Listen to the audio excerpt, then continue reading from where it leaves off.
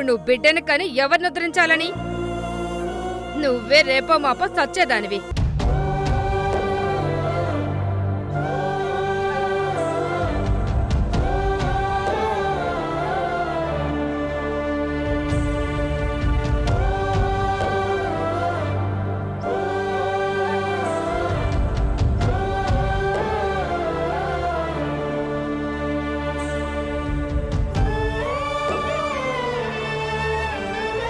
లక్ష్మి,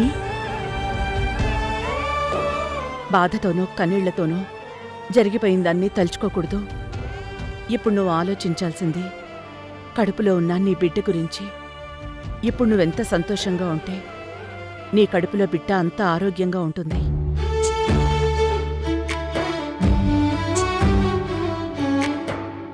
కదరా నాన్నా? సరే, నేను చెప్తానులే మీ అమ్మకి. నువ్వు సంతోషంగా ఉండడం లేదని, సరిగ్గా తినడం లేదని,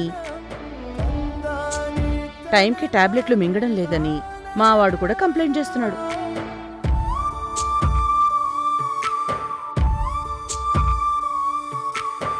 నువ్వెప్పుడు ఇలా నవ్వుతూనే ఉండాలి లక్ష్మి.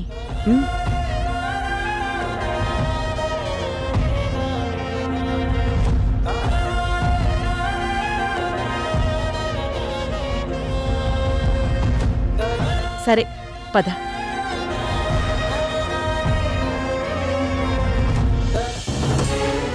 ఏంటి మేడం, నాతో అర్జెంటుగా మాట్లాడాలని కబురు పంపించారు?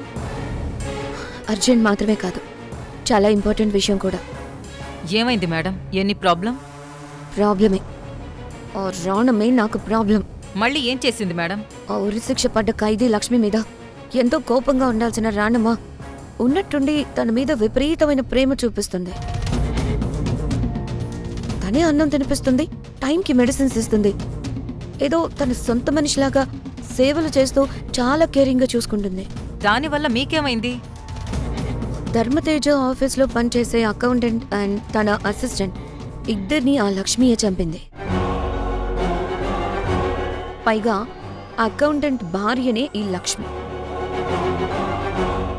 డబ్బు కోసం సొంత భర్తని కిరాతకంగా చంపిందని కోర్టు నమ్మి ఉరిశిక్ష వేసింది. తన ఆఫీస్ స్టాఫ్ని చంపినందుకు కోపంగా ఉండాల్సిన రాణమ్మ ఇలా ప్రేమ చూపిస్తుందంటే నాకెందుకో డౌట్గా ఉంది. ఇందులో డౌట్ పడ్డానికి ఏముంది మేడం? తనకి సంఘసేవ, సమాజ సేవ ఎక్కువని విన్నాను. ప్రెగ్నెన్సీతో ఉన్న అమ్మాయి కాబట్టి అన్నీ మర్చిపోయి కేరింగ్గా చూసుకుంటుందేమో. లేదు, రాణమ్మని మనం తక్కువ అంచనా వేయలేము. అసలు ఇప్పుడు నా డౌట్ ఏంటంటే, ఆ లక్ష్మి ఏ నేరము చెయ్యలేదని తెలుసుకొని రాణమ్మ అలా సపోర్ట్గా ఉంది అని. నేరం చేయలేదని తెలుసుకోవడం ఏంటి? అంటే లక్ష్మి ఆ నేరం చేయలేదా? తను తన భర్తను చంపలేదా?